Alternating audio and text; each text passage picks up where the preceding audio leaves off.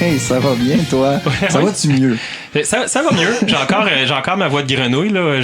Ça peut que je fasse des pendant l'épisode. Je vais essayer de rester loin du micro, mais ça va.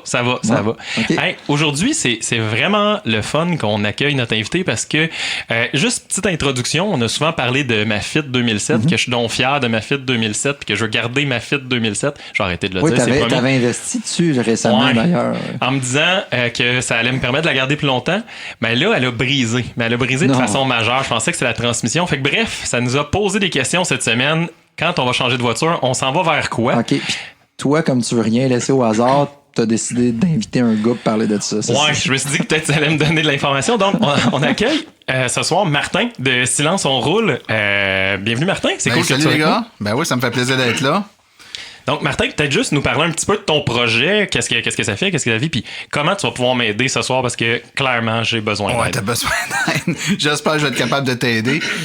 De deux façons, avec ton auto puis ton rhume, s'il faut aller chercher du néo-citran ou je sais pas quoi, des pastilles, on y ira. Donc, Silence, on roule. Le projet comme tel, c'est un podcast qui est dédié aux voitures électriques, d'où le silence. On roule. Donc, j'ai parti ce projet-là après quelques années d'implication au sein d'une association qui s'appelle l'Association des véhicules électriques du Québec. Donc, c'est un regroupement de propriétaires. Là. C'est pas, on représente pas l'industrie, c'est plus les utilisateurs, là, monsieur, madame, tout le monde. C'est récent, hein, les autos électriques. Ça fait 8 ans à peu près que c'est commercialisé là, au Canada, qu'on peut en acheter de grands manufacturiers.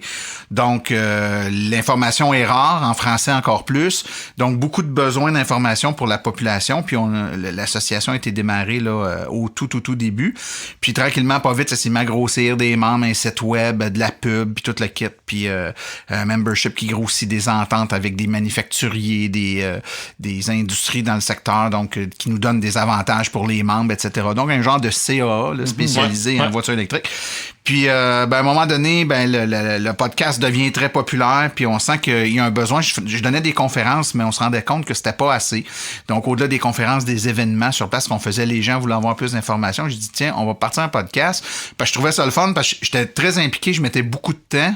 Puis, je me disais, le podcast, je l'enregistre quand j'ai un trou. Parce que moi aussi, j'ai des enfants. T'as une famille, une vie, un job. Fait que si j'ai un trou de 9h30 à 10h15... Puis un vendredi soir, par hasard, on jase là. Ouais, c'est ça. Puis que c'est là que je vais enregistrer, je le fais là. Alors que si je donne une conférence, puis il faut que je sois, je sais pas moi, à Granby à 7h un mardi, je le fais là, mais des fois, c'est contraignant un peu. Ouais. Fait que j'ai parti le projet du podcast comme ça, puis un par 2 semaines. Ça fait des petits...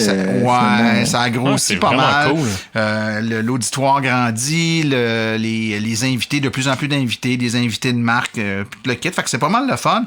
Puis là, ça fait en sorte que je me suis intéressé au podcast. En m'intéressant au podcast, je me suis intéressé à d'autres podcasts. J'en écoute plein, dont le vôtre. Merci, c'est cool. Puis t'es là pour nous aider ce soir parce que clairement... Julien, toi, t'es peut-être all set, là, mais moi, clairement, je suis ton public cible. Bon, dans un des derniers épisodes, on a sauté un plomb sur la marche pour l'environnement, donc des fois, on me caractérise un peu comme le bobo un peu environnementaliste du duo et tout, là. Dans le fond, ce que je veux dire, c'est que je suis un peu ton public cible. Si moi, je suis un père de famille qui veut s'intéresser, comprendre le domaine du véhicule électrique, savoir c'est quoi les produits qui sont disponibles sur le marché, savoir l'entretien, comment ça marche. Bref, les 1001 questions que je peux me poser. En fait, je m'abonne à Silence on roule, puis à chaque 2 semaines, me recevoir comme mon nouveau briefing. Là. Oui, parce que le show est monté avec toujours une section avec les nouvelles, donc l'actualité sur les voitures électriques, les nouveaux modèles qui sortent, les nouvelles tendances, etc. Il y a toujours un invité ou des invités parce qu'on va traiter d'un sujet en particulier. On a déjà traité d'ailleurs avoir un véhicule électrique quand on a une famille, comment ça se passe. On a déjà traité comment avoir un véhicule électrique quand on peut pas avoir de borne à la maison parce que on est en logement, par exemple, à Montréal, puis faudrait que le fil passe sur le trottoir. On voit ça des fois là, dans Schlaga, là, des fils qui partent de l'appartement, qui passent dans un arbre taqué un peu croche, puis qui s'en va jusqu'au champ. Il y a de la créativité. Des fois, c'est plus pour le block heater là, durant l'hiver que pour le véhicule électrique, mais je connais du monde qui ont dû déménager, puis qui ont passé des fils là, de l'intérieur de leur condo par la porte patio, puis ils chargeaient l'auto dans le stationnement avec une longue rallonge en orange. Là, tout se fait, ouais. Et moi, j'ai même connu une voiture, il fallait qu'à minuit, quand ça sonnait, il y a la foudre, puis là, tu pourrais voyager dans le temps. À 88 miles. Mais ça, c'était plus compliqué. C'est électrique, ça, d'après moi, aussi. Ils ont essayé de la pousser avec un train aussi, mais c'est un autre ça marchait moins. C'est une autre affaire. Ben, je te propose, moi, je suis égoïste ce soir, j'ai besoin de toi. Là, on va se centrer sur toi. Ouais, s'il vous plaît, centrez-vous sur moi. C'est ça. Et je vais rassurer tout le monde, mon véhicule a été réparé finalement. Moi, je suis le gars zéro manuel, là, fait que ça a l'air que c'est un cardan qui était pété. Je sais pas ce que ça fait un cardan. Cardan, transmission, c'est la même affaire. Moi, quand ça a pété, ça avançait plus. Je me suis dit, il y a un problème de transmission. Je donnais ce gaz, ça faisait oui, puis ça faisait rien. Bref, réparé. Par contre, ça nous a mis dans la posture à ma conjointe et moi on veut continuer à utiliser notre vieux véhicule parce qu'on se dit que bon, il consomme pas tant au kilomètre puis il n'y a rien comme côté environnemental, juste l'amener au bout. Mais on veut savoir qu'est-ce qu'on va acheter plus tard. Donc, je me dirige vers de l'usager, je me dirige vers quoi? Fait que, la première question que j'aurais pour toi, c'est dans le domaine du véhicule électrique. Puis tu sais, on peut peut-être faire la distinction entre hybride puis électrique, là, mais dans le domaine de l'usager, ça existe-tu? Ça se trouve-tu? Ben, dans l'hybride, oui, beaucoup. Parce qu'il y a quand même, ça fait quasiment 30 ans qu'il y a de l'hybride, là. Fait que de l'usager, il y en a même qui n'existent plus, tellement c'est vieux. OK. Dans l'hybride branchable et dans l'électrique. Parce que ce qui est considéré comme un véhicule électrique du point de vue de la loi, de la réglementation, je te dirais, et de toutes les subventions puis les trucs qui viennent avec, faut que le véhicule soit branchable. Vous avez remarqué que les plaques sont vertes sur les véhicules électriques ou bleues. Une hybride, une Prius hybride traditionnelle, c'est pas un véhicule branchable. La plaque, elle va être bleue. Elle sera pas verte, c'est pas un véhicule électrique. Et t'as pas les avantages et subventions qui viennent avec les véhicules Passer électriques. sur le pont de la 25 gratuitement. Ce genre de petits perks là, qui est intéressant quand même. Exact. Mais pourquoi? Parce que dans la manière de faire, le moteur ou la batterie se recharge avec le roulement? Vu qu'elle n'est pas branchable? Oui, c'est vrai de dire que la batterie se recharge. Le moteur agit comme une génératrice qui va recharger les batteries. Mais c'est surtout que dans des hybrides comme ça, qui sont pas branchables, la batterie qu'il y a dedans, qui aide à faire fonctionner un moteur électrique qui va assister le moteur essence, la batterie est tellement petite, c'est tellement négligeable comme apport que ça passe pas le seuil de dire, bon, ben, il y a un effort environnemental qui est fait, puis on va subventionner si tu veux.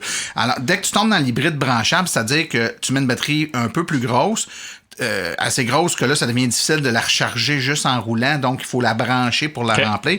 Là, le véhicule est plus économique qu'une hybride traditionnelle. De toute façon, charger la batterie avec l'électricité que nous vend Hydro-Québec va coûter moins cher que de brûler du gaz pour recharger la batterie. On a la chance au Québec, là, l'électricité n'est pas très, l'électricité très n'est pas chère, puis le gaz est cher. Quand on est vraiment dans un scénario idéal. On a-tu une idée, mettons, de comparer un plein avec de l'essence versus un plein électrique? Oui. En fait, ce qu'on compare souvent, c'est la distance parcourue, parce qu'un plein de voitures électriques, c'est pas toujours la même distance, mais à distance égale, mettons, pour faire 100 km ou 1000 km, souvent, ce qu'on dit, c'est regardez votre kilométrage annuel, là, puisque ça vous coûte d'essence dans une année. Généralement, ça va vous coûter environ 7 fois moins cher rouler électrique. Quand même. Donc, tu prends ta facture d'essence de l'année, tu divises par 7, c'est ce que ça devrait te coûter. En moyenne, au Québec, ça coûte 300-325 $ par année d'électricité sur la maison parce que c'est essentiellement la maison que tu te recharges là, à 90%, 85-90%. Ça dépend des gens. Là. Il y en a qui sont beaucoup sur la route, ça va être plus à l'extérieur, mais le commun des mortels, c'est 85-90% à la maison. Ça va coûter 325$ de plus d'électricité par année. C'est l'équivalent d'une tank à eau chaude à peu près. En termes d'électricité. Quand même, puis c'est quand même significatif. Là. Fait que sur mon budget, là, rough, règle du pouce, ça serait 7 fois plus petit que ce que ça me coûte en essence. Exactement. Okay. Et cet élément-là, puis là, je veux dire, si on avait, tu sais, si t'avais amené tous tes chiffres, là, on aurait pu le calculer. Là. Mais je l'ai pas. J'aime ces chiffres, Mathieu. je l'ai pas vite. Mais mettons que je suis un consommateur moyen. Je fais pas beaucoup de kilométrage, là, mais je fais 10-12 000 km par année. Là. 10-12 000, déjà, c'est pas beaucoup. Hein? C'est pas beaucoup de kilomètres. Le business case de rentabilité d'un auto électrique, c'est basé sur 2 critères, je te dirais essentiellement. Le premier, c'est le kilométrage. Parce que plus tu roules, plus tu brûles du gaz, donc plus tu vas en économiser en switchant l'électrique. Puis c'est le prix du gaz. À 1,40. En ce moment, là, ça tourne dans le coin. Là, on flirte 1,50 quand ça va pas bien. Quand ça va pas bien, puis ça redescend à 1,20 à peu près quand ça va bien.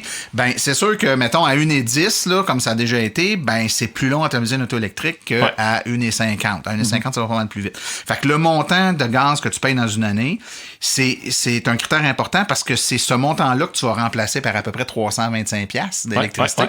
Puis la différence entre les deux, mettons, là, je regarde moi ce que ça me coûtait, c'était dans le bout de 3 000 $ par année d'essence.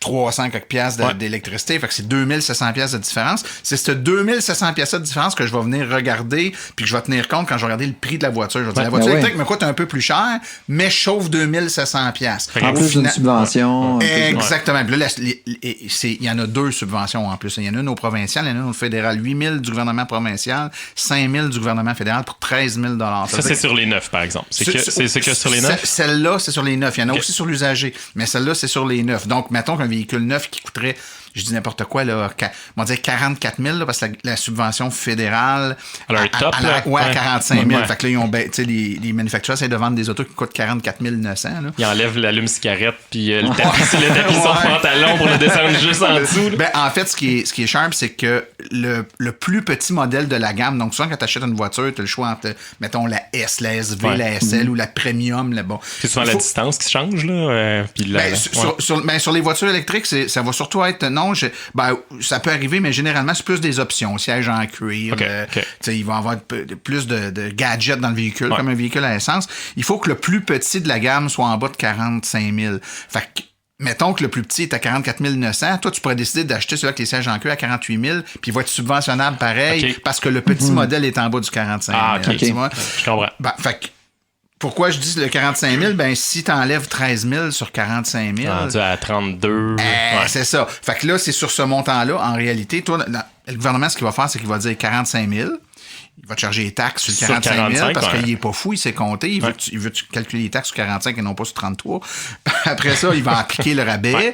Puis ça, c'est le montant que tu vas financer ou payer cash si tu as bien de l'argent. C'est chanceux, hein? Ouais, c'est ça. Est-ce qu'il prévoit garder... Là, c'est un peu... Bon, il y a du mouvement la spéculation électoral, tout ça, mais est-ce qu'il prévoit garder les subventions comme ça? Ouais. Ben, écoute, c'est dur à dire. C'est sûr que je te dirais que Andrew Scheer un peu moins de sensibilité à l'électricité que d'autres. Donc, mettons, plus proche des sables bitumineux dans son électorat. Ne serait-ce que géographiquement. Donc, qu'est-ce qu'il ferait? Je suis pas de ceux qui pensent que le lendemain des élections, il va couper ça, mais s'il y a à revoir ses programmes, moi, je mettrais pas beaucoup d'argent sur le fait qu'ils vont conserver cette subvention-là. Les autres partis sont un peu plus sont beaucoup plus ouverts à ça. Je pense qu'ils se rendent compte de toute façon, c'est un peu de l'aveuglement volontaire parce que tout s'en va vers ça converge. Je veux dire, ça a l'air d'être un sujet sexy. S'acheter une voiture électrique, il y en a beaucoup. As-tu vu le nombre de voitures électriques qui a augmenté, mettons, dans les 2 dernières années? C'est fou. Là. Avant ça, on l'identifiait. Hey, regarde, c'est une...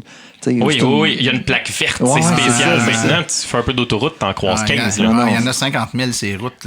Puis il y a une couple de pays qui ont emboîté le pas et qui ont dit d'ici 2030, il me semble que c'est ça, il n'y a plus aucun véhicule à essence qui va être vendu sur notre territoire. Exactement. Ce qui est quand même c'est cool. Le secteur commence à bouger. Il y a certains pays où on enlève des stations-service et on les remplace par des stations de recharge. Au Canada, Petro-Canada commence à installer des bornes de recharge dans ces stations-service. Ils sont pas fous, là. Je veux dire, il faut vraiment être aveugle, solide pour pas se rendre compte que tu es dans une business qui achève là, quand tu vends de l'essence. Je peux pas croire que... on peut essayer de le retarder, on peut dire on va en profiter pendant qu'il y en a. On va mettre une business qui achève, mais ici, tu sais, si on le regarde un peu plus méta, ça sur l'ensemble... la planète du globe, qu'est-ce qui va se passer? Il va se passer de la même affaire, c'est-à-dire que ça sera peut-être pas à la même vitesse. On n'arrivera pas à la fin, la même date, mais on va y arriver. Pas. Ici, ça va aller plus vite parce que, d'une part, on est plus sensible à ça, je pense, puis d'autre part, on est plus avantagé au niveau des prix. Le gaz coûte déjà cher, puis l'électricité pas cher, exactement. Mais en même temps, on est le 4e producteur de pétrole au monde, le Canada, fait qu'on a un petit amour pour le pétrole. C'est assez localisé, hein? On est des très, très gros producteurs d'électricité ici. Au Québec. Puis des très, très gros producteurs de pétrole. Faut pas quand on regarde ça, là, ce n'est qu'un autre des grandes différences qui nous caractérisent. Avec le rock. Je revenais sur quelque chose parce que je fais un peu un zoom back caméra. Parce que là, j'ai pas parlé encore de mon véhicule. Moi, je le lâche pas, je le veux, mon cher. La petite jambe qui shake de même. Calme-toi, Mathieu. J'ai ma veine qui pop un peu. Mais c'est juste qu'on a parlé de la subvention pour les véhicules neufs, mais usagers, tu as dit qu'il y avait aussi des subventions. Ça ressemble à quoi? là, tu m'intéresses. Là. Est-ce que tu n'iras pas dans le nez, non? Parce que je suis cheap. Écoute, dans l'usager, il y a également des subventions. Il y a une subvention du gouvernement provincial qui est de 4 000 $ pour les véhicules usagés. Mais le véhicule doit répondre à certains critères. C'est-à-dire que d'une part, ça doit être un véhicule qui n'a pas été subventionné ici au Québec. Donc, moi, je pourrais pas m'acheter une auto, avoir 8 000 du gouvernement provincial dessus. Il y a le 5 000 du fédéral aussi, là, mais du provincial, c'est 8 000. Puis te la revendre, puis on donne un autre 4 000 sur le même véhicule. On est rendu à 12 000 sur le numéro de série, là, il est enregistré, whatever. La Prius branchable numéro C99 machin. Virtuellement, là, sauf peut-être quelques centaines de voitures, elles ont toutes été subventionnées. Au Québec, la subvention est arrivée en 2012. 98% des autos ont été vendues. Sinon, c'est quoi? Il faut aller chercher aux États ou en Ontario? C'est des voitures qui viennent soit de l'Ontario, soit des États-Unis, etc. Ce qui n'est pas nécessairement... impossible, mais non, mais il y en a. Non, il y en a. Il y a des revendeurs de voitures électriques usagées puis ils ont des cours pleines de véhicules. Le problème, c'est pas la disponibilité. Le problème, c'est que il faut savoir que dans les véhicules électriques, là, le nerf de la guerre, je pense que vous le savez, c'est la batterie. C'est-à-dire que le moteur, c'est pas vraiment un enjeu. Un moteur électrique, tout le monde sait que c'est efficace, c'est fiable, ça dure pour tout le temps. C'est comme ton téléphone, là. Il arrive en fin de vie parce que la pile, elle dure plus la journée au complet. C'est ça. C'est pas le cas pour la voiture, mais c'est ton kilométrage qui réduit. La voiture, ce qui arrive, c'est que les batteries faites pour des voitures, ça fait quand même pas 50 ans qu'on en produit. Là, je parle pas d'une batterie pour démarrer une auto à essence. Je parle d'une batterie lithium-ion, par exemple, pour faire rouler une voiture sur 250 ou 350 km.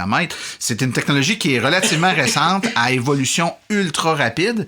Puis, il y a quelques années seulement, 5-6 ans, on réussissait de peine et de misère à faire des batteries qui nous permettaient d'avoir 150 km d'autonomie.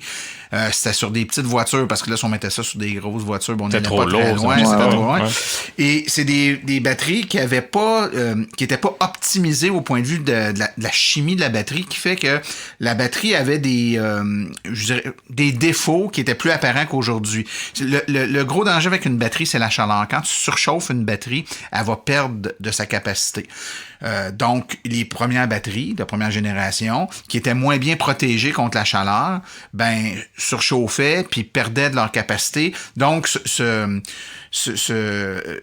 c'est comme si tu avais une tank à gaz qu'au fil du temps, elle rapetisse. Tu peux mettre de moins en moins de gaz dedans. Fait qu'aujourd'hui, quand tu fais un plein, au lieu de mettre 50 litres dedans, t'en mets 35 litres. Fait qu'elle va aussi bien qu'elle allait peut-être, mais elle se rend moins loin.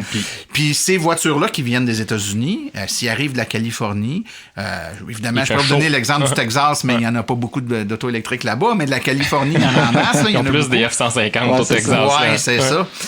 Ces voitures-là peuvent avoir eu chaud un peu, donc il faut être très prudent puis s'assurer que le vendeur, donc faut aller dans un endroit là, reconnu, certifié, puis il va vous donner un rapport qu'on appelle le SOH, là, le State of Health, c'est l'état de santé de la batterie. Donc c'est un rapport qui va te donner en pourcentage généralement la capacité de sa batterie versus son autonomie originale. Fait que si t'étais supposé avoir sur cette voiture-là 200 km d'autonomie, puis t'as un état de santé à 90%, tu sais que t'es à 90% de 200 km, c'est pas si pire. 180, c'est pas pire. C'est ça. Mais il y a des voitures qui arrivent avec des états de santé de 70%, 68%. Peut-être que c'est assez pour tes besoins, puis c'est correct, puis l'auto, ça va être un deal parce que la batterie a perdu de sa capacité. Je pensais que c'était aussi le froid. Le froid, le chaud. Le froid l'abîmera pas. Le froid, ce que ça va faire, c'est que ma voiture actuelle, moi, qui fait à peu près 260 km l'été, quand il fait froid, descend à 200 km, 190 km. Plus vite, là.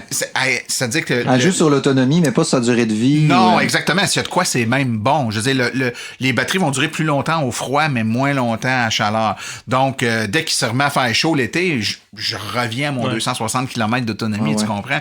Mais lorsqu'elle a eu chaud longtemps, trop chaud longtemps, puis qu'elle s'est dégradée rapidement, même dans certains cas de voitures américaines de première génération, donc mal protégées, je dirais qu'elle s'est dégradée de façon anormale parce qu'elle a vraiment été maltraitée. Là, c'est avec ça que tu ne vas pas te ramasser comme auto usagée. Fait qu'il faut vraiment que tu fasses, que tu vérifies. Tester via le State of Health. Exact. Donc, plus elle est récente dans le temps, là, on est en 2019. Si tu prends une 2011, ça commence à être vieux un peu. Si tu prends une 2013, 14, 14, 15, puis que l'état de santé de la batterie est bonne, tu fais probablement un bon deal. Et là, si c'est une voiture qui vient de l'Ontario, mettons, qui date de 2015, puis que tu as le rabais de 4000, tu peux t'en sortir. Mais encore là, le manufacturier, puis c'est important de comprendre comment ça marche. La loi pour la subvention, elle dit que, premièrement, c'est pas monsieur tout le monde qui peut te vendre une auto. Là. Le rabais est applicable quand c'est un concessionnaire qui te revend une voiture usagée. Et le concessionnaire en question doit modifier le véhicule pour le rendre legit aux normes du Québec, donc les feux de jour, etc. Ce qui n'est pas le cas, ça vient des États-Unis. Donc, il y a des modifications physiques à faire sur le véhicule. Il doit également te fournir une garantie sur le véhicule. Donc, le manufacturier, lui, là, ce qu'il fait, c'est qu'il paye un voyage à un véhicule qui part, mettons, de la Californie ou de l'Oregon. Il paye une ride en troc. Il l'amène à Montréal. Il l'inspecte, il modifie. Il te donne une garantie. Fait qu'il va tout inclure ça dans le prix. Fait que ça coûte rough 4000 pièces. Fait qu'il te charge 4000 pièces de plus. C'est pas moi qui le dis. Mais ça se pourrait que ça soit ça qui se passe. C'est-à-dire, généralement, il y a des bons deals à faire quand même, mais ce que j'essaie juste de dire, c'est que des fois, de l'acheter usagé de ton voisin, donc tu seras pas éligible aux 4000 pièces qui te fait un bon prix. C'est mieux. Overall, tu peux arriver à quelque chose d'équivalent. Ouais. Mais ton voisin, s'il y a un auto usagé qui va bien, moi, je te parie qu'il ne vendra pas parce que c'est le problème des autos électriques, c'est que, on les aime beaucoup, ils vont super bien, ils durent qu'on ne veut pas s'en débarrasser. Fait que ce qui va arriver, c'est que des fois, il y a un nouveau modèle qui sort, puis la personne dit « je vais switcher sur le nouveau, elle va revendre son auto », mais on les conserve parce qu'ils vont bien. Mais c'est ce qui me questionne aussi, à savoir ça s'adresse à qui le marché du hybride branchable, tu sais, parce qu'il y a encore de la mécanique, il y a encore un moteur, donc j'imagine des changements d'huile, des ça. T'as les avantages et t'as le désavantage des deux mondes. T'as l'avantage dans le sens où t'es pas limité à l'autonomie de la batterie, tu peux rouler à essence pour aller plus loin, mais t'as le désavantage aussi, c'est-à-dire qu'il faut que tu fasses des pleins, puis il faut que tu fasses des changements d'huile une fois de temps en temps. Fait que moi, je te dirais, un bel exemple là, d'utilisation de véhicules comme ceux-là, c'est par exemple une Prius Prime, qui est une hybride branchable, ou encore la Chevrolet Volt, qui est une voiture électrique à prolongateur d'autonomie. En fait, c'est une technologie un peu différente. Là. Dans le cas de la Volt, c'est une voiture électrique, mais qui a une génératrice à essence dedans, qui te permet de recharger tes batteries puis de continuer à rouler électrique plus loin. Mais dans les faits, vu de l'extérieur, c'est une hybride, là, dans le sens que ça reste un moteur puis une pile. Ouais. Puis il y a deux moteurs. En fait, la génératrice, c'est un moteur. Quelqu'un qui fait 50 km par jour pour aller travailler, mais qui a un chalet dans le nord, puis qui fait 250-300 km rien que pour y aller à la fin de semaine, la même auto fait pour les deux. Ça, c'est un cas où c'est vraiment cool. Mais de plus en plus, les manufacturiers arrêtent de faire ces voitures-là puis s'en vont vers l'électrique. Plus les voitures électriques ont de l'autonomie, maintenant, c'est quoi? C'est 300, 400 km une voiture électrique. Fait que on aura bientôt plus vraiment d'avantages. Fait que Chevrolet a annoncé qu'il arrêtait de faire la Volt. Ils ont annoncé ça. C'est les dernières productions, là, ils en feront plus. C'était dur à trouver une Volt, là, même dans le temps. Il n'y en avait pas beaucoup. Il y a eu des passes, il n'y en avait pas beaucoup. D'autres passes, il y en avait un peu plus. Mais chez Chevrolet, c'est pas trop pire. Il y a des manufacturiers qui sont plus qui limite un peu plus sa production que ça. Fait que dans l'usager, si je reviens à ton besoin, je focus sur ton besoin, il y a certains manufacturiers, pas manufacturiers, mais garages d'usagers spécialisés en véhicules électriques usagés qui vont se faire un plaisir là, de montrer un différent modèle. Dans leur cas, à eux, ils vont avoir généralement des modèles pour lesquels la subvention s'applique. D'autres, peut-être, pour lesquels elle ne s'applique pas, mais... Le même série, même truc, qui vont être à côté de l'autre. Ça pourrait. Ça dépend de... Puis là, quand tu vas pas chez un vendeur de coin de rue, mais vraiment là, une place reconnue avec des gros noms, là, ils vont te donner des états de santé de la batterie, tu vas avoir une garantie, ils vont te faire essayer le véhicule, ils vont regarder tes besoins, puis ils vont te suggérer le véhicule qui est le plus adapté là, à ton rythme de vie, je dirais. Par contre, puis là, je fais le parallèle avec vous autres qui avez des enfants. Quand on s'achète un véhicule, là, tu pars d'une Fit. Fait que je pars du principe que t'es à l'aise avec un char pas trop gros. Je suis dans le petit. C'est sûr que, tu sais, quand on jase, on prendrait peut-être un petit peu plus gros, mais dans le but d'économiser tant sur l'aspect environnemental, l'aspect consommation que l'aspect cash. Là. Généralement, les véhicules plus petits ont tendance à être un petit peu moins chers quand même. Là. On regarde pour la même affaire, mais tu sais, on regarde, mettons, la Bolt de Chevrolet, là, tu sais, en termes de grosseur, de shape, là, on n'est pas loin de la Fit, là, ça se ressemble pas mal. Puis en termes de distance, là, c'est quoi? C'est du 200-300 km? C'est 383 km annoncé. Ça fait 450 facile l'été, une Bolt.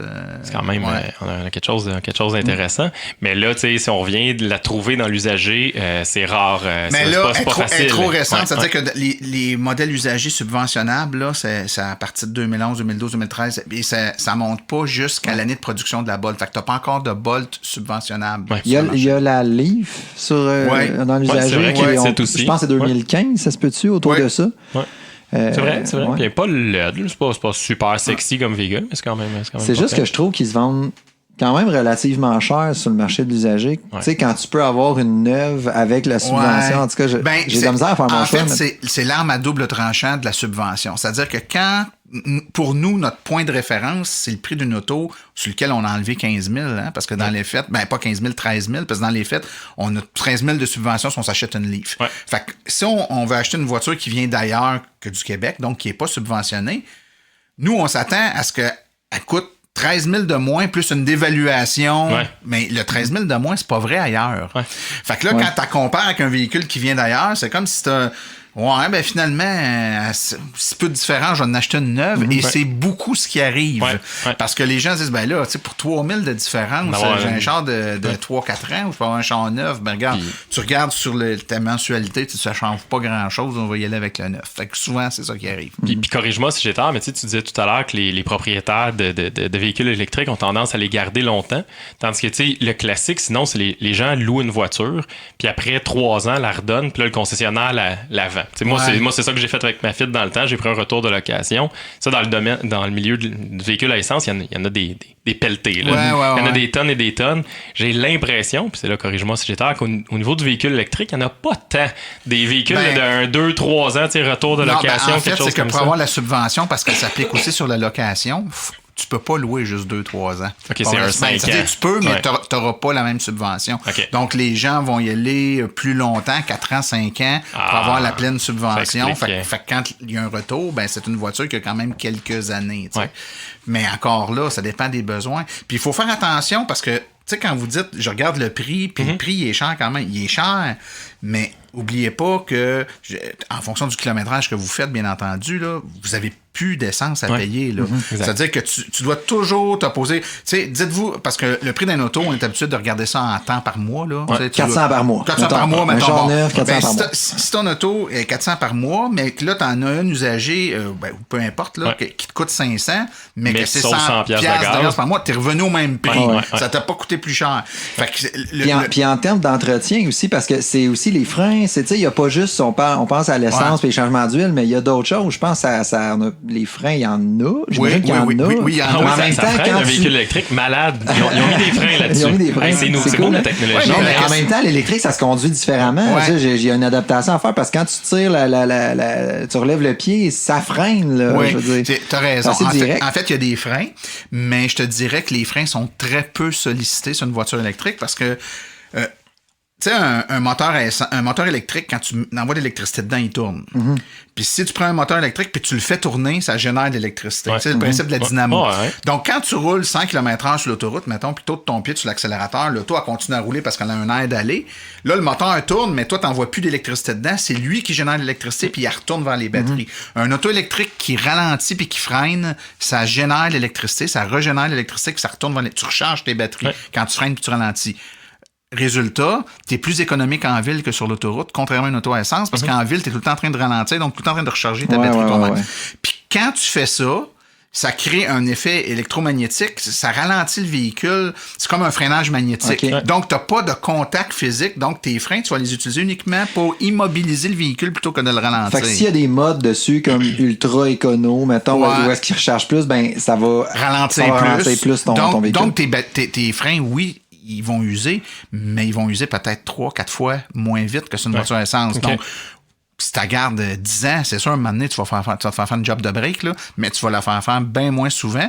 Mais après ça, ben évidemment, tu l'as dit, puis de changement d'huile, tout ce qui touche au muffler, ça n'existe plus. Des gugus comme des timing belts, puis des gugus comme ça. Il y a beaucoup de pièces mécaniques, tranquillement pas vite, qu'on dégraisse. Il y a immensément moins de pièces dans une... Juste statistiquement parlant, ça brise moins parce qu'il y a moins de pièces. C'est sûr que tu peux avoir un moteur de vitre électrique qui ne marchera plus. Là, ça peut arriver demain matin. Des gros morceaux, là, un moteur électrique, on l'a dit tantôt, ça pète pas. Il faut vraiment être malchanceux. Fait qu'il te reste quoi?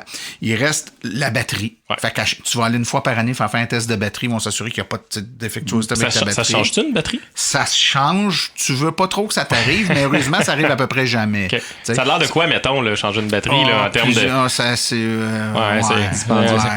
te donne le goût de changer de voiture, mettons, de véhicule.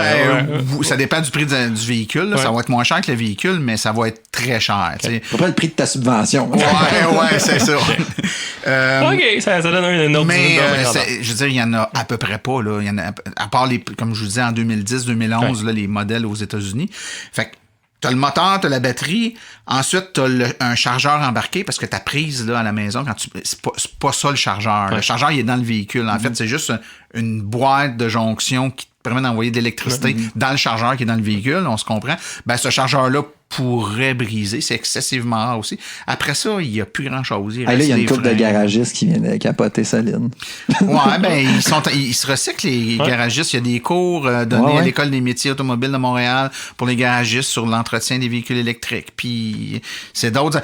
Je vous dirais que sur une voiture électrique, tu as moins de problèmes, beaucoup moins de problèmes, beaucoup moins d'entretien à faire, mais quand il y a un problème, généralement, ça coûte un peu plus cher. Okay. C'est un peu plus tough, ça coûte un peu plus cher. Est-ce qu'au niveau aussi, tu sais, j'ai l'impression qu'au début, les modèles, ils étaient laids, mais c'était séduisant parce que c'était électrique. Là, ils essayent de faire un effort. Là, ça s'en vient beau. Là, les Tesla sont belles. C'est un excellent commentaire. En fait, Puis au niveau de la corrosion, c'est une double question, dans le fond, mais tu sais, les qualités de peinture, de matériaux, moi, j'ai encore le préjugé que c'est un peu cheap, mais c'est électrique. Qu'est-ce que c'est qu'on va y aller? Qu'est-ce que ça a l'air? C'est probablement un peu de préjugé. Ben écoute, deux choses dans ta question. La première, tu parles, en fait, je vais les prendre dans l'ordre inverse. La première, tu parlais de la qualité de finition extérieure, intérieure. Écoute, c'est comme dans n'importe quelle autre voiture, t'en as des hautes gammes, t'en as des moyennes gammes, t'en as des basses gammes, mais il y a au moment où on se parle, je te dirais, modèle 2015 en montant, il n'y a aucun lien à faire entre cheap et électrique. C'est-à-dire que t'as des plus cheap électriques comme t'as des plus cheap à gaz et t'as des hautes qualités comme fait qu'il y a aucun lien. Porsche électrique, ça te tente une Porsche Taycan électrique, tu vas avoir une finition de Porsche. C'est sûr que quand t'achètes une BMW i3, ben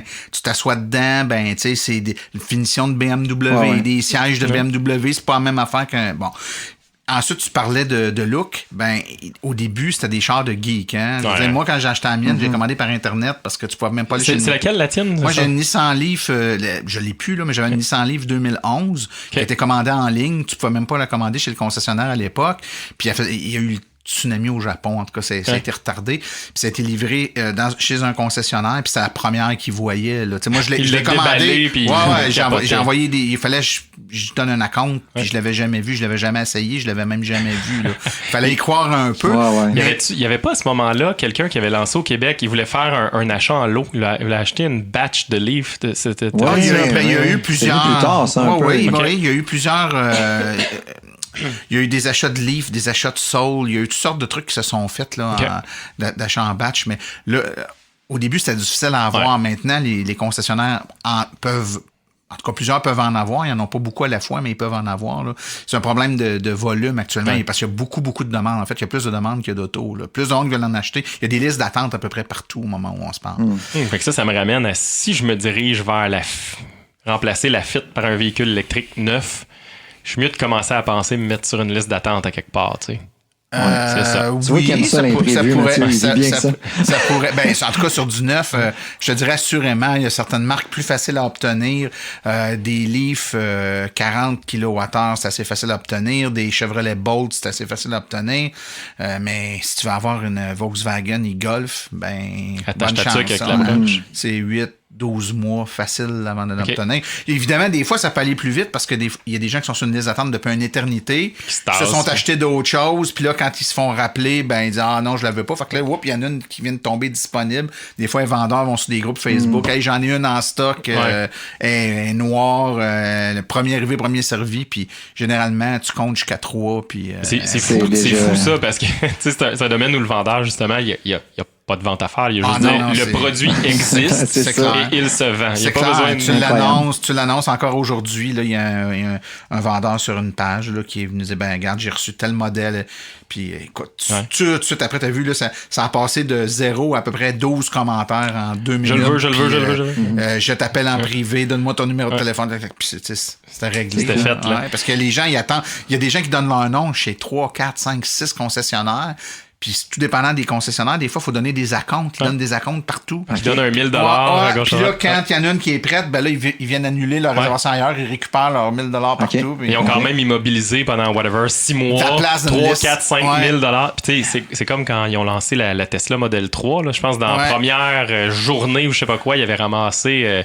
je me rappelle plus, 10 millions, 100 millions, c'était complètement débile. Il y avait 100 000 réservations. À 1000 c'était plus que 1000 $. C'était 1000 $, je me rappelle plus comment c'était. Là. C'est énorme. Mais ouais, c'est ça. Mais ça va vite, là. Mais c'est de la capitalisation assez vite faite. Hein? Ça aide à produire les premiers modèles. Ça sert à builder une usine. Mais fait que, ta question originale, Julien, c'était au début, les modèles étaient plus ou moins esthétiques. Ou en tout cas, étaient un petit peu plus rough. Plus geek. Plus c'est rendu grand public maintenant.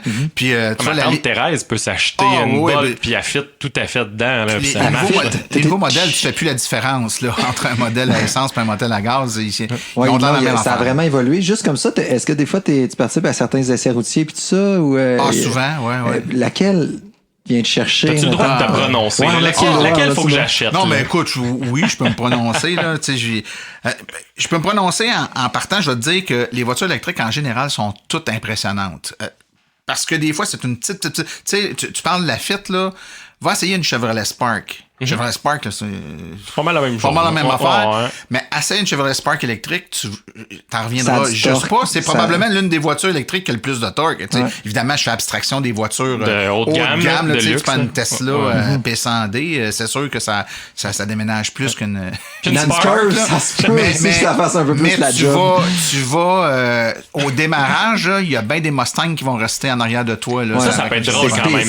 Torcher une Mustang sur un coin de rue dans ta Spark. Ouais, c'est ça. Salut! Avec tes 2 enfants en arrière. Fait que c'est assez impressionnant, mais je te dirais que je surprendrai personne en disant que le confort et la puissance de conduite d'une Tesla, même la moins sportive du lot, reste une expérience qui est complètement dans une catégorie à part. Tu peux difficilement, sur à peu près tous les aspects, comparer les véhicules électriques et la Tesla. Ils sont tellement dans une classe à part. Ils ont réfléchi la voiture comme étant quelque chose qui devait être électrique de la première vis de l'ingénierie jusqu'à la dernière. Alors que les autres, c'est des adaptations de lignes de production puis une ingénierie revue. Adaptée. Ça reste que c'est une voiture qui est technologique, qui est design, qui est aussi un peu de luxe. Même leur petit modèle, ça reste que c'est plus luxueux que la Chevrolet Spark dont on parlait tantôt. C'est vraiment, faut l'essayer une fois, là, une accélération d'une voiture Tesla qui a le mode qui appelle le Decrus, là, qui réussit à faire des accélérations. 3.3 secondes. Ouais. Fait qu'on comprend-tu que tu as changé ta livre pour une Tesla? Non. Ah non, tu t'es retenu? Oui, je me suis retenu. C'est ça, une question de budget, des fois. Pour toutes sortes de raisons. Là. Puis je te dis pas que j'en aurai pas un jour, mais pour l'instant, non, j'en ai pas. C'est quoi le modèle que tu as actuellement? Une Nissan Leaf. OK, j'ai juste une 2018. Là. J'ai une 2018. Mais écoute, tu sais, si j'avais à rechanger aujourd'hui, pas sûr nécessairement que ce serait celle-là. Peut-être pas. Il y a des voitures qui m'impressionnent beaucoup puis qui sont pas nécessairement des modèles très, très chers. Tu sais, une Hyundai Ioniq. Hyundai est belle. C'est probablement le meilleur rapport qualité-prix du marché actuellement, la Hyundai Ioniq. C'est hyper performant. C'est performant du point de vue utilisation, un peu comme on dit, tu sais, 100 litres, je fais 2,8 litres au 100, je fais 5 litres au 100. Ben, une voiture électrique, c'est le même principe, là. C'est le nombre de kilowatts nécessaires pour faire 100 km. Ben, elle est hyper efficace. Avec une batterie plus petite que bien des modèles de voitures, t'as autant, voire plus d'autonomie. Parce qu'elle est super efficace dans l'utilisation de son énergie. Elle se charge super vite sur les bornes rapides. C'est vraiment, là, une super belle voiture, puis ça marche au bout. Puis c'est pas un modèle, tu dis Hyundai Ioniq, ça sonne pas super sexy. Non, là, c'est une voiture qui se démarque vraiment. En range de prix, ça a de l'air cool. C'est dans les mêmes prix que je te dirais une Nissan Leaf ou on est dans les over 30 mais en bas de 40 mettons. Ça dépend des modèles. Je serais plus aux alentours de 40, 38 à 40 000 $, dépendant des options, puis ça. T'enlèves après ça les subventions. Oui, tout à fait. Mais OK. Puis là, moi, je change ma fit là, demain matin avec les enfants et tout. En termes d'utilisation au quotidien, puis c'est sûr que ça dépend toujours qu'est-ce que tu fais. Fais-tu beaucoup de routes, etc. Là, mais tu sais, tout à l'heure, on est rentré dans ton entrée. Tu as un véhicule électrique, un véhicule à gaz. Qu'est-ce qui détermine laquelle des deux tu vas utiliser? T'sais, pourquoi tu as besoin du véhicule à essence encore? Je te dirais, l'oubli le plus... l'oubli, on peut pas le savoir dans le fond quand on se lance là-dedans. La gaffe qu'on fait, c'est que c'est facile de dire, mettons, dans un couple, tu as 2 autos, puis tu dis, je vais en remplacer une par une auto électrique. C'est clair que tu sais que tu vas économiser avec l'auto électrique en gaz, parce que tu n'en mettras plus de gaz dans l'auto électrique. Ce que tu négliges tout le temps, puis que tu constates presque à tous les coups, c'est que tu vas aussi économiser sur l'autre auto que tu n'as pas changé parce que tu n'apprends plus. Ouais, c'est ça. Fait que nous autres, ce que ça a fait, puis c'est pas des blagues, là, l'autre voiture qui est une camionnette, parce que bon, on a 3 enfants puis tout ça, ben notre facture, à l'époque, c'était pas celle-là, là, parce que moi, ça fait 8 ans que j'ai une auto électrique, mais quand j'ai changé mon auto pour une auto électrique, l'autre auto qui était aussi une camionnette, mais pas celle-là, la facture d'essence a baissé de 40% l'année qui a suivi. Donc, on a dépensé 40% moins d'essence sur l'auto qu'on a gardée parce qu'on n'apprenait plus. Fait que le samedi, quand tu vas au restaurant, tu y vas avec le véhicule électrique. Pourquoi je brûlerais du gaz? Exact. Tu comprends? Et dans mon cas aussi, j'étais un peu chanceux. J'ai du monde dans ma famille, dans la famille de ma conjointe, qui ont acheté des voitures électriques presque en même temps que moi. Là, je dirais dans la même année, là, il s'est acheté 3 voitures. Fait que j'ai souper chez le beau-père, il y avait une borne. Partout où j'allais, il y avait une borne. Fait que même si j'allais chez le beau-père qui reste plus loin, ça arrive nord, puis en temps normal, l'hiver, ça aurait été un peu tête d'aller chez lui puis de revenir. Ben là, c'était pas inquiétant parce que j'allais là, je me branchais, on soupait, on passait la soirée, je revenais, mon auto était full charge, je me revenais jusqu'à la maison puis ça finissait là. Fait que c'est vraiment, ça a un impact. Puis c'est tellement agréable à conduire que moi, je vais dire, la camionnette, là, il y a 2 raisons pour lesquelles je la prends. C'est si je vais acheter de quoi qui rentre pas physiquement dans la livre. Tu t'en vas chez Ikea, t'achètes l'armoire hyper grosse à un moment donné. Mais ça arrive quoi, 3-4 fois par année, mettons? Puis ça n'a rien à voir avec le véhicule électrique. C'est juste que c'est un plus petit véhicule. Dans ma Fiat non plus, ça rentre pas. Exactement. Puis l'autre raison, c'est quand je vais aller en vacances vraiment très loin avec la famille. Donc, on est 4 ou 5 dans le véhicule, du stock de camping, des valises. Ben là, c'est parce encore là, c'est une question d'espace, mais aussi pendant les vacances, souvent, tu vas aller beaucoup plus loin aux États-Unis. Puis là, je veux pas avoir à composer avec le fait qu'aux États-Unis, il n'y a pas encore autant de bornes de recharge qu'ici, fait que c'est un peu plus tricky parce que ça peut t'obliger, dans certains cas, à prendre une route qui n'est pas la route la plus courte, mais qui est celle sur laquelle il y a des bornes pour te permettre. Alors qu'ici, on n'a pas ce problème-là. La majorité de la population va faire combien de kilomètres en une run? Parce qu'à un moment donné, c'était l'espèce d'angoisse de je vais finir. Mes 20 derniers kilomètres à pas de chauffage, pour économiser pour être sûr de me rendre. La nuit pour sauver de la pile. Mais en même temps, c'est une autonomie, mettons, les pires modèles donnent une autonomie d'autour de combien de kilomètres? Maintenant, sur les voitures neuves, t'es à 200 km. C'est 200 km dans une journée. C'est 2 heures. On s'entend que... Le déplacement moyen, là, le average commute distance là, pour un Canadien moyen, en 2018, c'était 60 km. C'est-à-dire que en moyenne, on fait pas plus que 60 km par jour. Ça veut dire que tu vas travailler à 20 ou 30 km de la maison. Tu reviens, ou mettons à 20, tu reviens, ça fait 40, mais tu fais des commissions après ça dans la soirée. C'est 60 par jour. Bien sûr, il va y avoir une sortie une fin de semaine, tu vas aller plus loin, mais je veux dire, le day-to-day, là, c'est 60 km. Fait qu'à 2 voitures... 90% du temps, ça correspond à tes besoins. Moi, j'ai une voiture, ma conjointe a une voiture, on n'a pas le choix, on travaille dans des directions opposées. Là. Mais c'est sûr qu'il y en a un des deux qui fait moins que 60 km par jour. Tu sais, les autos, maintenant, mettons, on va dire 200 km d'autonomie. Faut que tu travailles loin de la maison en maudit pour dire, je peux pas avoir une voiture électrique. Puis si toi, tu peux pas, fort probable que ta conjointe, elle, ça marcherait. Fait il y a au moins une des deux autos qui peut switcher, puis ça marche. Puis moi, quand je l'ai faite, je disais à ma blonde, s'il y a des journées qu'il faut que j'aille trop loin, je te laisserai l'auto électrique. Puis je prends, tu travailles à 10 minutes de la maison. Puis finalement, on s'est rendu compte qu'on n'a à peu près jamais eu besoin de le faire, mais c'était sécurisant de savoir que j'avais un plan B, mais finalement, je me suis rendu compte que j'avais des bretelles puis une ceinture. Moi, j'étais un peu triste parce que toi, c'est une possibilité que tu là, plus je passe du temps jaser avec Martin, plus j'ai juste le goût de m'acheter une Tesla. La Tesla, je veux dire, c'est tout le temps une question de priorité. Là, le budget, là, tu mets le budget où tu veux. Là, achète-toi une Tesla. J'ai pas le goût de concentrer. C'est quoi une coupe de 1000 de plus? Mettons un 20 000 de plus, là, facile. Mais tu vas pouvoir me la prêter. Je vais te donner 2000. Mais c'est la Hyundai, la Bolt. Plus j'écoute Martin, plus j'ai le goût de sortir d'ici et aller me mettre sur une liste d'attente chez un concessionnaire. Écoute, moi, ce que je te conseille puis que je conseille à ceux qui commencent à être intéressés, c'est aller en essayer. Il y a différentes façons d'en essayer, puis je vais faire mon baratin là. À l'Association des véhicules électriques du Québec, il y a 2 façons qu'on peut vous permettre d'en essayer, puis c'est gratuit. La première, c'est qu'on fait des événements un peu tout partout. Vous pouvez venir. Il y a plein de bénévoles. Il y a souvent 20, 30, 40 bénévoles là. Tous les modèles d'auto électriques ou à peu près qui existent sont là. Puis tu dis, j'aimerais ça essayer celle-là, puis tu vas les essayer. Un petit road test alentour. Il te fait conduire son auto. Lui, il en vend pas. Il n'essayera pas de te bullshiter sur ce que ça fait pas. C'est son auto. La vraie information. Okay, la vraie information. C'est des bénévoles. Exemple, toi, tu pars avec ta Leaf, puis ce samedi-là, t'es à Sainte-Perpétue, whatever, puis là, tu fais essayer ta Leaf. Puis il y a un gars comme moi qui, lui, a une Ioniq. Il y en a un autre qui a une Bolt. C'est donc bien cool, puis là, t'essaies, puis tu poses des questions, puis tu te fais une idée, puis nous autres, on n'essaie pas de t'en vendre, on n'en vend pas. C'est une gang de tripeux, là, qui veut juste partager la bonne nouvelle. Comment on fait pour voir les événements? Sur notre site web, aveq.ca, on a un calendrier, puis tous nos événements sont là. L'autre façon, qui est encore, puis ça fait triper le monde, là, on a un programme qui s'appelle le programme de jumelage. Tu peux taper jumelage.ca ou encore sur le site de l'AVEC, il y a un lien pour jumelage. Ça, ce que ça fait, c'est un peu comme un Tinder pour essayer des chars électriques. Tu dis, moi, je reste dans telle ville, puis je vais essayer une Volkswagen e-Golf. Et là, ça va te mettre en contact avec un bénévole qui a une e-Golf qui va dire... Jeudi soir, j'embarque. Tim Horton au coin de telle rue, puis je vais te la faire essayer.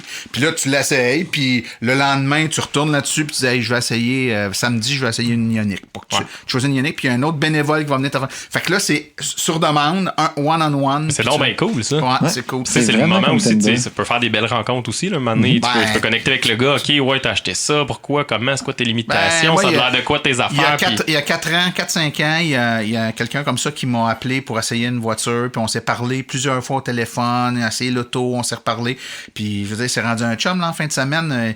Il vient chez nous, on va souper ensemble, puis c'est rendu un ami, tu sais. Ouais, tu sais, t'as des valeurs communes, des points communs. Il est devenu bénévole à l'AVEC, parce qu'une fois qu'il a eu son auto, il dit, moi aussi, là, je veux permettre aux gens d'essayer. J'ai profité de ce système-là, au sens positif de la chose, je vais rendre. Mais c'est vraiment cool, ça, parce que, tu sais, c'est un peu stressant, puis, tu sais, on n'achète pas ça tous les jours, là, des voitures, là, c'est un changement. Tu sais, moi, je suis vraiment pas un gars de char. Fait que, tu sais, quand je me mets à vouloir magasiner des voitures, c'est clair que j'appelle mon père, mon oncle, tu sais, le monde dans la famille qui sont un petit peu plus manuel, puis je m'en vais voir mon bon vieux garagiste pour qu'il fasse l'inspection, pour qu'il me dise ça a du sens ou pas.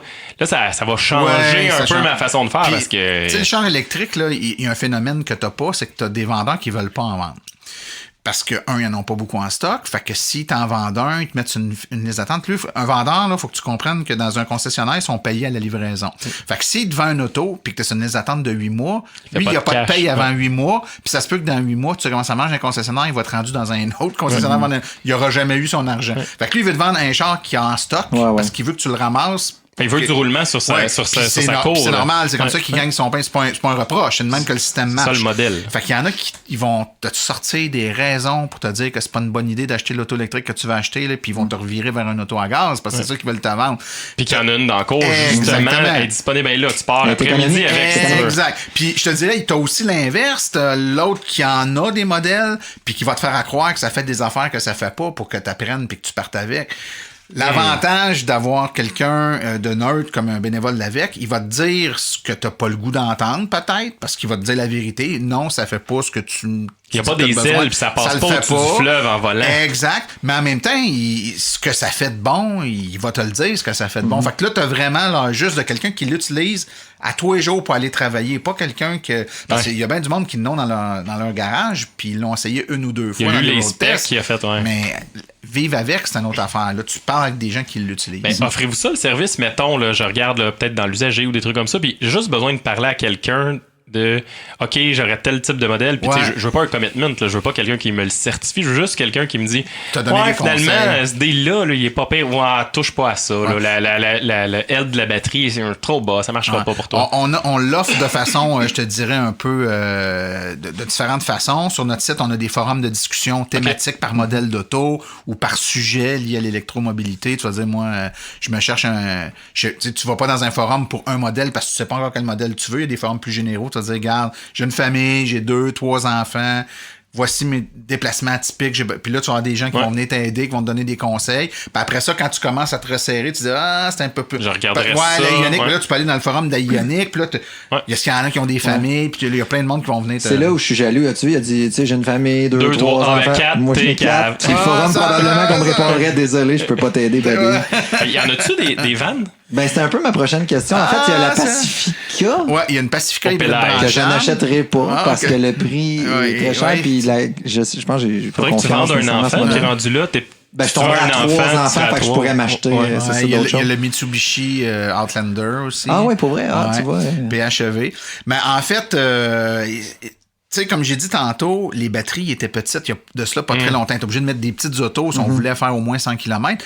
Maintenant que la technologie évolue super vite, là, c'est la prochaine étape. Là, on arrive dans les véhicules plus gros, les SUV puis les camionnettes. 2020, 21, 22, là, c'est ça qui va... On devrait voir ça apparaître. Ouais, c'est ça. Ça commence, puis tous les manufacturiers en annoncent parce qu'ils savent que quand tu as une famille puis que tu as des déplacements avec une famille, c'est intéressant d'être capable de le rouler. Puis la plupart, les PHEV, c'est un bon compromis aussi parce que c'est un véhicule plus gros, donc tu peux prendre pour faire des sorties plus grandes. Mais un véhicule qui aurait 50-80 km d'autonomie tout électrique, puis 550-600 avec l'essence, ben ça te permet probablement d'aller travailler toute la semaine sans mettre une goutte d'essence. Puis d'aller en camping ou je sais pas où tu veux aller la fin de semaine avec des plus grandes distances. Là, tu brûles l'essence, mais ta journée de camping, ton aller, ton retour, puis tu as de l'espace, mais le reste du temps, tu roules, même si le véhicule est plus gros, donc qui devrait être plus énergivore, au moins au quotidien, tu brûles pas du gaz, tu brûles l'électricité. Est-ce qu'il y a une question qui vient avec ça? Après ça, vas-y, man, elle va être bonne ta question. Ouais, c'est ça. Mais il y a aussi, tu sais, quand on a un gros véhicule, oui, c'est pour la famille, pour le transport, tout ça, mais il y a aussi comme la capacité de remorquage. Mais là, ils sont-tu confrontés à ça? Ou... Ça, c'est le gars qui a une tente roulotte qui parle. C'est ça, les gars de camping, hein? Ou des roulottes, ou des... c'est correct, Julien. Je vais acheter un char électrique, mais j'ai un Baja. Tu sais, qu'est-ce que je fais? Premièrement, j'étais un peu bizarre. Quoi, c'est un Baja? C'est un genre de gros... Doom buggy, genre. Un gros cigar boat là, avec 2 moteurs, puis qui dépense comme 100$ de gaz pour 10 minutes. Anyway. Il y a effectivement pas beaucoup de véhicules. Ben, premièrement, c'est beaucoup des petits véhicules, les véhicules électriques jusqu'à date. En tout cas, là, ça commence à grossir. Il n'y a pas encore beaucoup de véhicules avec des capacités de remorquage intéressante. Quelqu'un voudrait tirer une roulotte, mettons, quelque chose du genre. Mais ça s'en vient. C'est aussi la prochaine... C'est sûr, tu as la Tesla X qui permet de le faire, mais là on est comme... Vends un rein, man. Un enfant. On est bien... mais il y en a qui... C'est un choix. Exactement. Il y en a qui n'ont pas 4 enfants, mais qui ont une Tesla X. Il y en a un, mais ils peuvent tirer leur roulotte avec la chair électrique. Humain, ça coûte plus cher 4 enfants qu'une Tesla X. Mais tu vois, je savais même pas, même au plan de l'ingénierie, ça doit être assez compliqué aussi de faire en sorte que tu peux remorquer avec un moteur électrique. C'est quand même, ça peut être quand même être assez fort, mais il faut comprendre que un moteur électrique, tout comme un moteur à essence, plus ça force, plus ça consomme. Puis étant donné qu'on est encore dans des autonomies qui sont pas astronomiques, ben on a comme pas une marge de manœuvre pour pouvoir se permettre de consommer trop. Puis quand tu consommes beaucoup, c'est quand tu tires des grosses charges. Quand tu tires des grosses charges, surtout pour le récréatif, c'est quand tu t'en vas en camping, tu as des distances à parcourir. T'as comme un qui marche pas. Ouais, là, faut que tu tires des grosses charges pendant longtemps. Fait que là, puis l'infrastructure de recharge est en train de se construire. Les véhicules vont se charger de plus en plus rapidement puis vont avoir de plus en plus d'autonomie, mais on est encore dans quelque chose qui est, comme je dis depuis tantôt, il y a 8 ans, ça débutait là. C'est là, moi, que je réagis parce que moi aussi, j'étais un peu geek, c'est barre sur bien des affaires. Puis quand je commence à magasiner du stock, je suis le genre de gars qui m'informe, qui regarde, puis là, qui se dit, ah ouais, le prochain modèle va sortir, puis là, je vais attendre, puis il se renouvelle à tel cycle. Fait que là, mettons, je décide de m'acheter whatever, la Ioniq ou la Bolt, ou peu importe. Mais là, il y a le modèle 2020 qui s'en vient, puis là, il y a le modèle 2021, puis là, ben, je vais attendre parce que peut-être que le modèle 2021 va faire n'importe quoi, 30 km de plus d'autonomie, ou je sais pas. Ça se peut. Parce que justement, la pile au graphite, truc va sortir. Limite, là, mais tu sais, je veux dire, la technologie est en mode, elle explose en ce moment sur cet aspect-là. Fait qu'à chaque année, il y a souvent des pas de géants. Ouais, t'as raison. Comment tu fais pour. Branche-toi, bodé. Vas-y, là, saute dans la parade. C'est le même défi il y a quelques années quand on s'achetait un ordinateur. Bon, je l'achèterais pas. Ça le Pentium, truc va sortir. Exactement. Mais à un moment donné, tu te dis, ça fait 2 ans, je dis ça, puis là, je suis rendu avec un affaire qui avance plus. Puis, dans le cas de l'auto électrique, souvent, ce qu'on fait là, dans des événements, on a toujours une couple de maniaques de chiffres là, qui arrivent, on a des chiffriers, puis on a des tableaux sur notre site web, vous pouvez y aller, là, des comparateurs, tu dis ce que tu as comme auto, le prix que ça vaut, les paiements, puis ça compare. Si au lieu de prendre ça, je prenais cette voiture-là qui est électrique à la place, ça me coûterait-tu plus cher, moins cher, sur 3 ans, 5 ans, 7 ans? Souvent, ce qu'on se rend compte, là, c'est que d'attendre, mettons, 3 ans pour avoir un modèle plus performant, on est capable de te dire, voici ce que ça va te coûter d'attendre 3 ans, parce que ça va te coûter de quoi? Ça va te coûter, mettons, 3 fois 2000$ de plus de gaz plus cher, puis ça attendait 3 ans. Ça, on en convient. Mais le fait d'attendre 3 ans, c'est des économies d'essence que tu fais pas pendant 3 ans. Mettons qu'on te donne le chiffre. On pense pas le voir à l'inverse comme ça. Non, parce qu'on pense pas que c'est ça, parce qu'on part avec le principe qu'un auto électrique, c'est plus cher, parce qu'on regarde juste le prix de l'auto, on regarde pas les économies d'essence. Un auto électrique, ça coûte plus cher à l'achat, beaucoup moins cher à l'utilisation. Fait qu'à un moment donné, les gains d'utilisation viennent compenser le plus cher de l'achat. Le nerf de la guerre, c'est combien de temps ça va me prendre. Ouais. Si tu fais 5000 km par année, ça va être trop long. Tu comprends? C'est où à peu près le règle du pouce, là? Le kilométrage qu'il faut que tu fasses pour commencer à. Rule of thumb, ça dépend du modèle, ça dépend de plein de facteurs. Les chiffres que je peux te donner par cœur parce que je les connais plus, là, à 1,30$ l'essence, à 20 000 km par année, une Nissan Leaf, comparé à une voiture équivalente, là, une Toyota, il me semble que c'est Corolla. Non, Corolla, c'est 3 ans et demi. C'est-à-dire qu'en 3 ans et demi, au bout de 3 ans et demi, tu as économisé en essence le surplus que tu vas mettre de paiement dû au fait qu'elle est électrique. Fait qu'après ton 3 ans et demi, c'est de l'argent dans tes poches. Avant la subvention fédérale, c'était un peu plus long. C'était à 4 ans et demi.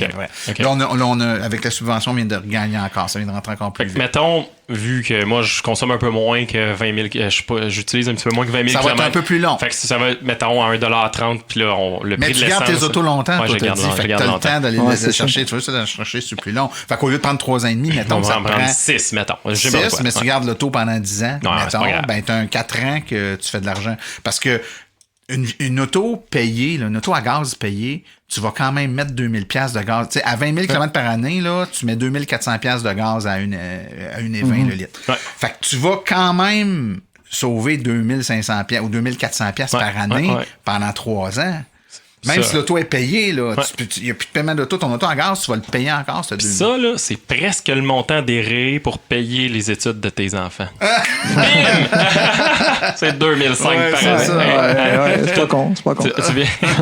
Non, mais dans le fond, tu réponds à ma question. En fait, l'axe que tu amènes, je te demandais initialement, la peur de manquer le prochain modèle cool. Il va-tu avoir un gap tellement significatif que là, c'est qu'il faut que je l'attende? Puis ton exemple est parfait, là, c'était ça dans le temps avec les ordi. Puis c'est encore ça. Mais si ta question, c'est est-ce qu'ils vont être plus hot dans 2-3 ans? C'est sûr. Oui, parce que là, à un moment donné, ça va ralentir un peu. Quand les autos vont toutes faire 600-700 km avec une batterie. Là, c'est plus un problème. On mettra plus des batteries que tu peux faire 2000 km, ça va prendre 3 jours la charger. Je veux dire, à un moment donné, ça n'a plus de bon sens. Fait qu'on va atteindre une certaine stabilité, mais on n'est pas là. Là, on est encore là, c'est des marches. C'est 2 ans, 2 ans et demi assez stable, puis tu pognes une grosse marche. On vient d'en pogner une grosse marche. Là. On a passé voiture aux alentours. Ça le rassure. On vient de pogner une grosse marche. Check bien ça, tu vas t'acheter un char l'année prochaine, finalement, il n'y aura plus de roues. Ils vont voler. Ouais, là, fuck! Là, c'est les voitures, là, c'est une voiture neuve, là, il y a des plus petits modèles, mais je te dirais qu'il y a une tendance de voiture entre 3 et 400. Mais c'est cool, là, 400. Ouais. Je veux dire, là, c'est aller à Québec, puis rester là, passer ta journée, charger, revenir, puis il n'y a pas de problème. Là. Tout à fait.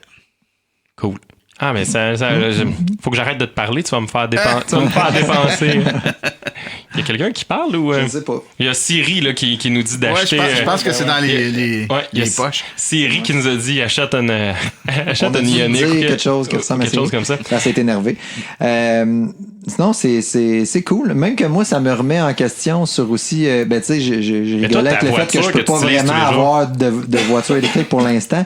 Puis tu sais, je réfléchissais parce que là, présentement, tu sais, ma blonde est beaucoup à la maison, il y a moins de déplacements. Moi, je travaille, moi, j'ai un vieux Accord 2003. Tu sais, c'est vraiment...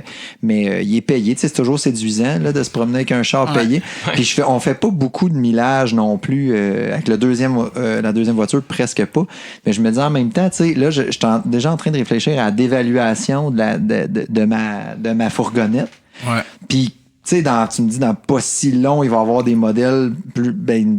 En tout cas, plus de choix pour des 7 places. Ouais. Fait que, tu sais, c'est intéressant, pareil. Là, ce que ça me dit, c'est que Dans 2-3 ans, tu vas être là. On commence à économiser tout de suite. Le marché s'en va là, définitivement. Puis l'étape aussi qui vient, c'est vraiment les camions, là, l'équivalent d'un F-150 puis tout ça. Là, parce que c'est des véhicules qui travaillent souvent sur la route beaucoup, qui gaspillent beaucoup de gaz. Fait que là, il y a des grosses économies d'énergie à faire à utiliser des véhicules électriques pour le transport de marchandises, entre autres. Tu sais, un camion, il y a un magasin de meubles qui a acheté dernièrement un véhicule électrique, en fait un camion de livraison pour les meubles, qui est électrique. Mais ce camion-là, il quitte l'entrepôt le matin à 7 heures, puis il revient à l'heure du souper. Puis toute la journée, il est sur la route. Il faut qu'il ride. Il ride. Mais les autres, là, c'est de l'essence. Là. Dans une année, quand tu regardes ce camion-là, ce qu'il a coûté en essence, là, tu te rends compte que c'est pas un salaire qui coûte cher. Là. Fait que de sauver l'essence d'un camion comme ça, qui passe toute la nuit dans le garage, après ça, à se recharger, c'est pas un problème. Là. Le business case, il est bon. Là. C'est pas 24 sur 24.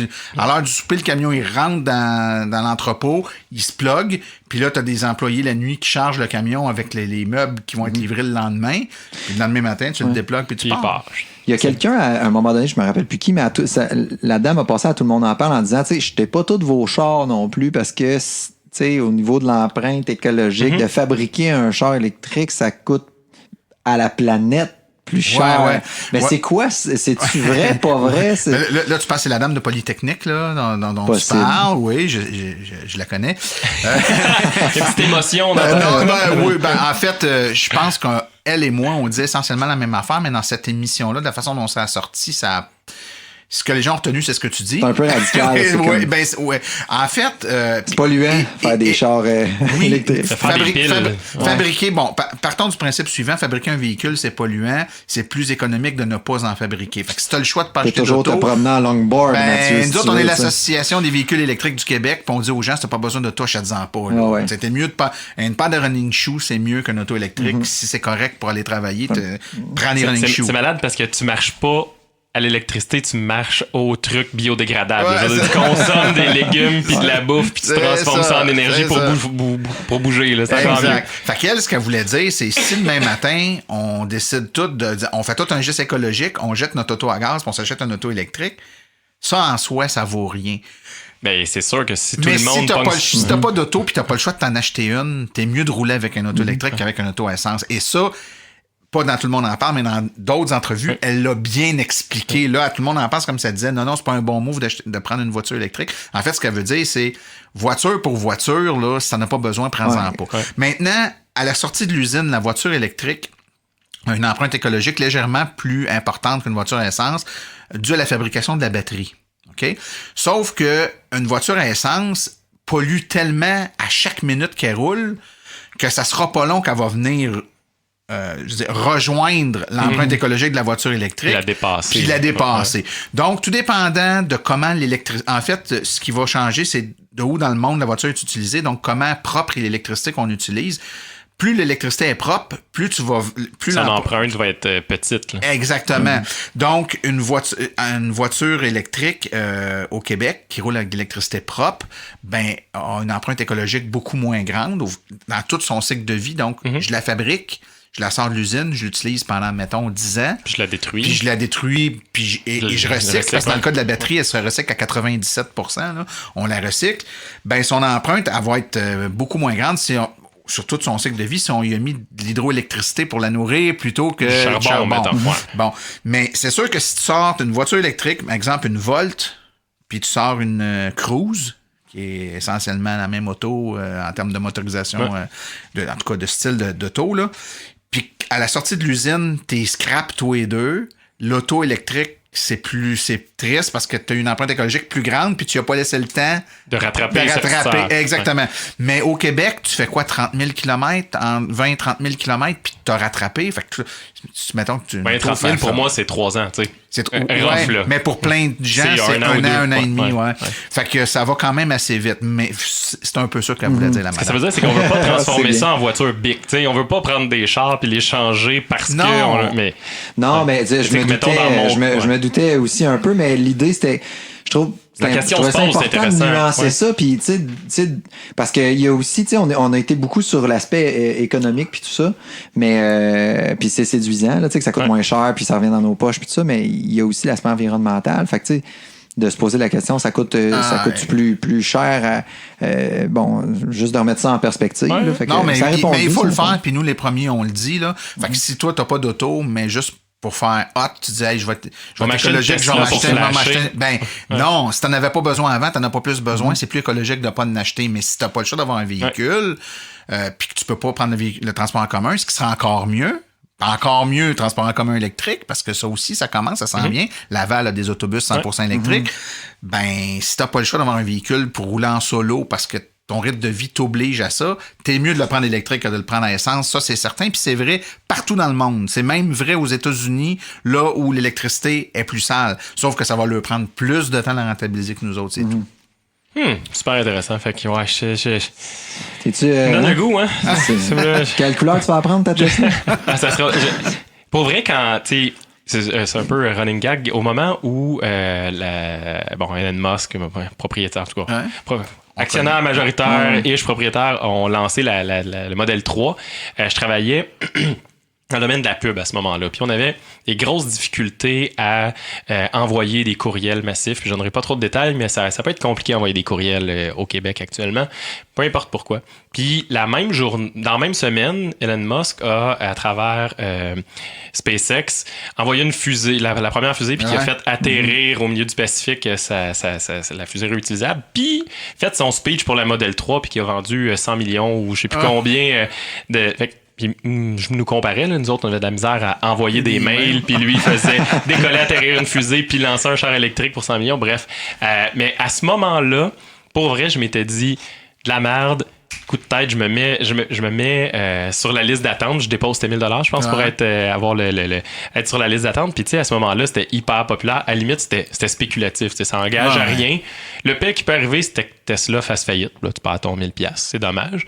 Sinon, quand ça arrive ton tour d'acheter, t'as le choix de dire finalement, je skip, reprendre mon 1000$ ou revendre ta place à la liste d'attente. Ce qui est quand même quelque chose qui peut être intéressant. Bref, je l'ai pas fait. Mais ça me donne le goût. Là. Je savais qu'il fallait pas que je vienne ici ce soir.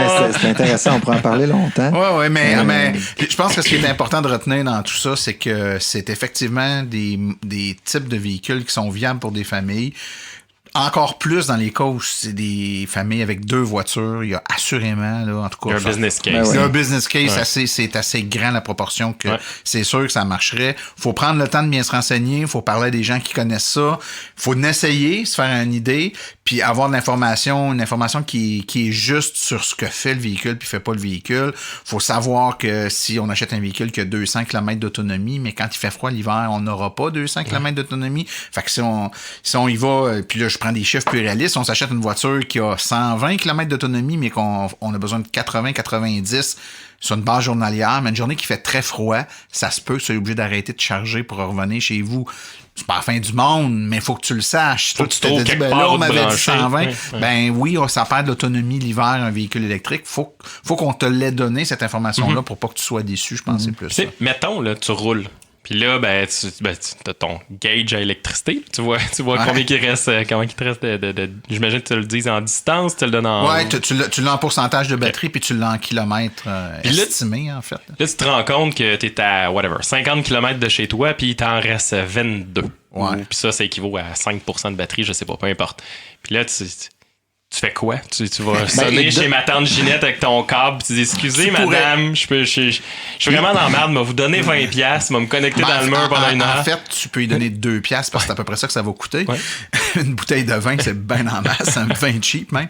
Mais non, ce que tu fais, c'est que si tu n'as pas tapé dans le GPS où tu t'en allais avant, là, parce que ça, c'est un autre business case, mais mettons tu dis, bon, je pensais que je me rendais, il me reste 50 km à faire, puis j'ai 20 km d'autonomie, je fais quoi?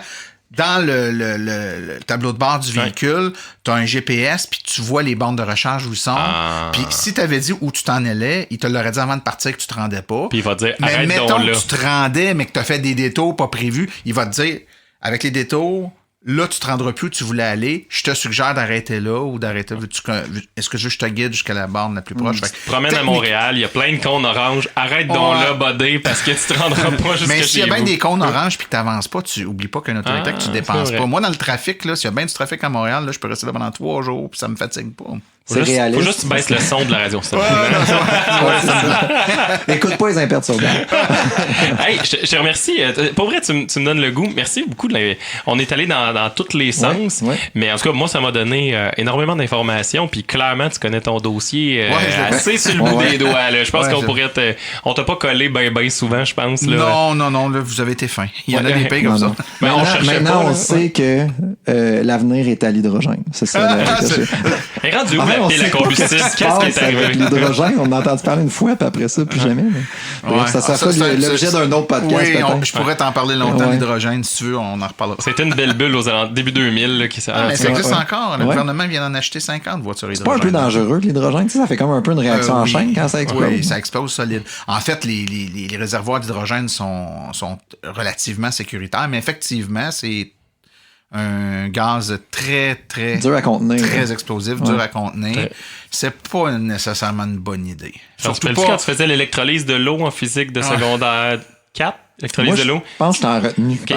Tu pognes le H, tu pognes le O de H2O, tu mettais le H dans une petite éprouvette, puis là, tu mettais une allumette au-dessus, puis là, ça faisait... C'est ça.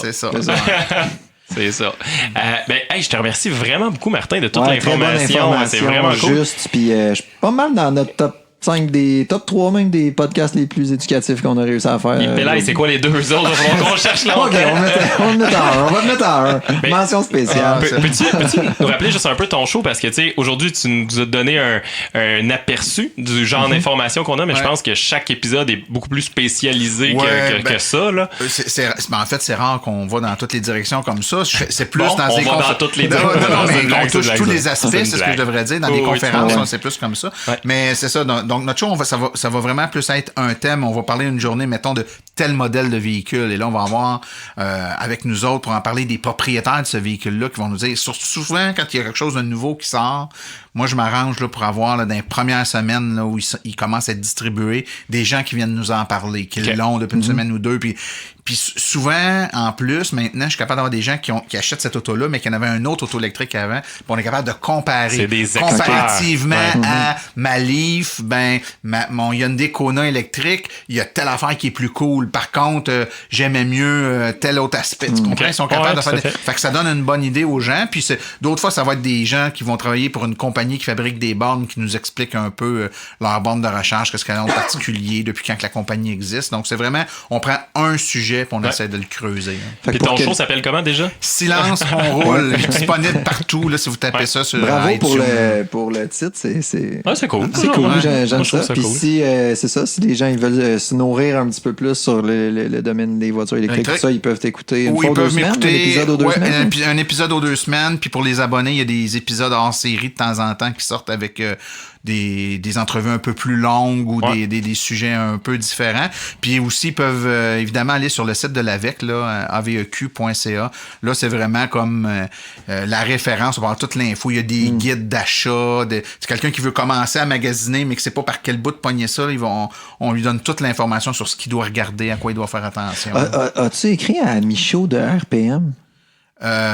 J'ai jasé souvent avec lui, mais j'ai jamais écrit, non, pas. Ben, je sais pas, il me semble que je vais j'ai un de mes collègues, Daniel Breton, qui maintenant a des chroniques à RPM de voitures électriques. Là. C'est Daniel Breton, l'ancien ministre de l'Environnement, qui est un expert en véhicules électriques, puis il fait une bonne job. Ça rééquilibre un peu les affaires. Oui, c'est ça, c'est bon. Ça prend quelqu'un qui connaît ça, parce que souvent, il y a des très bons chroniqueurs automobiles, malheureusement, ils ont pas beaucoup d'expérience dans les voitures électriques et souvent, ils vont donner des informations un peu boiteuses qui témoignent d'une incompréhension de comment fonctionne un véhicule électrique. Ça, souvent, c'est déplorable parce que ces gens-là ont quand même beaucoup d'écoute, il y a une tribune, puis les gens prennent une grande crédibilité, c'est ça. Fait que, ils ont... Mettons, moi, je suis newbie là-dedans, mais moi, quand un chroniqueur dit ceci est bien ou ceci est mal, je prends ça pour du cash, puis ça devient la vérité absolue. Je pense que généralement, ils ont raison, sauf que dans le domaine des voitures électriques, souvent, ils font des comparaisons un peu boiteuses. Ils commencent à en avoir des meilleures, là, mais disons que c'était longtemps un peu pénible. Fait que si vous voulez la bonne information, écoutez Silence on roule. Je pense que c'est ça la conclusion. Mais merci beaucoup, c'est vraiment cool. Oui, ça a été bien fin. Très intéressant. On était dans ton studio aujourd'hui, puis on est tous un peu jaloux là, que tu as une pièce dédiée à ça. Là. Moi, ce que je comprends... Tu vas peut-être t'acheter une Tesla, puis tu vas avoir un studio à l'intérieur de ta comme c'est super bien isolé, ça serait écœurant. Mais en fait, ce que je pensais plutôt, c'est m'acheter une Tesla puis économiser tellement sur l'essence que je vais pouvoir m'acheter une plus grosse maison. Je pense que ça sera pas possible. Hein? On fera une business case après le show. J'ai une heure de route avec. Merci Martin. Merci. On remet ça. Ciao. Bye.